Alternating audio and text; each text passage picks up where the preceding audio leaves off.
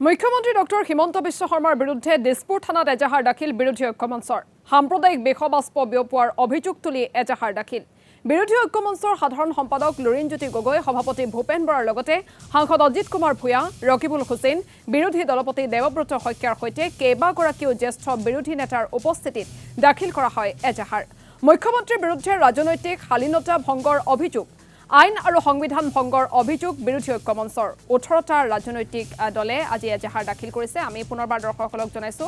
মুখ্যমন্ত্ৰী ডক্টৰ হিমন্ত বিশ্ব শৰ্মাৰ বিৰুদ্ধে বিৰোধী ঐক্য মঞ্চই আজি দিছপুৰ থানাত এজাহাৰ দাখিল কৰে সাম্প্ৰদায়িক বিষবাষ্প বিয়পোৱাৰ অভিযোগ তুলি আজি মুখ্যমন্ত্ৰীগৰাকীৰ বিৰুদ্ধে এজাহাৰ দাখিল কৰে বিৰোধী ঐক্য মঞ্চই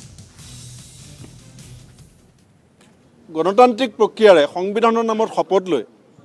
এজন মুখ্যমন্ত্ৰীয়ে যি ধৰণৰ আচৰণ কৰিছে এটা উদণ্ড এটা উৎকট আৰু এটা বিভৎস মানসিকতাৰ সকলো ৰাজনৈতিক শালীনতাক শেষ কৰি পেলাই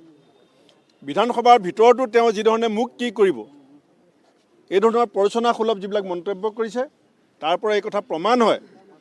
যে he is really A self declared made dog তেওঁ যে নিজে যে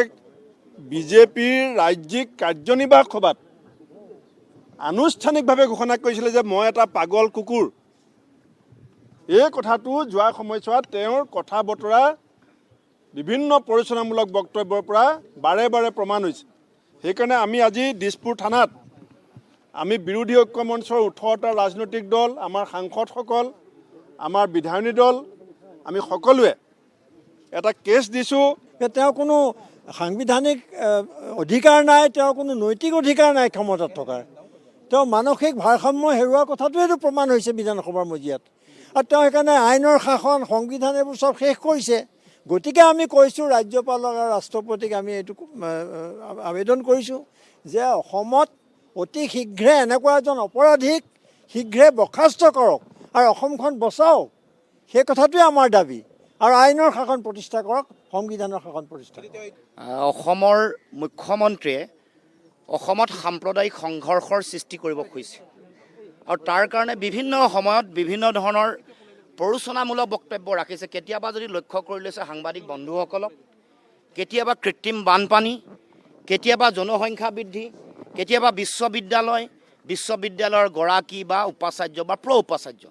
তাৰ মানে যিকোনো এটা বিষয় লৈ তেওঁ সাম্প্ৰদায়িকতাৰ পৰিৱেশ সৃষ্টি কৰি মানুহৰ মাজত ধৰ্মৰ নামত মানুহৰ নামত সম্প্ৰদায়ৰ নামত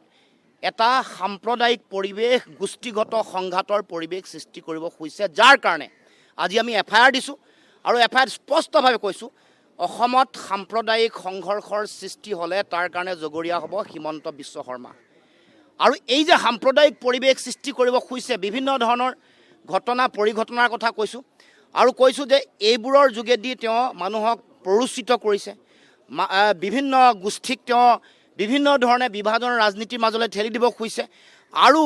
এই যে সংবিধানৰ যিটো মূল মানে ধাৰা এইটো ৰক্ষা কৰিব পৰা নাই সংবিধান ৰক্ষা কৰিব পৰা নাই আইন ৰক্ষা নকৰি আইন আৰু সংবিধানক ভৰিৰে মোহাৰি নিজে এগৰাকী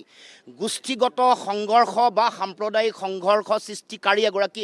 ব্যক্তি হিচাপে নিজে যিটো কাম কৰি আছে তাৰ বিৰুদ্ধে কেছত আমি থানাত কেছ দিছোঁ আৰু কৰায়ত্ব কৰিবৰ কাৰণে দাবী উত্থাপন কৰিছোঁ।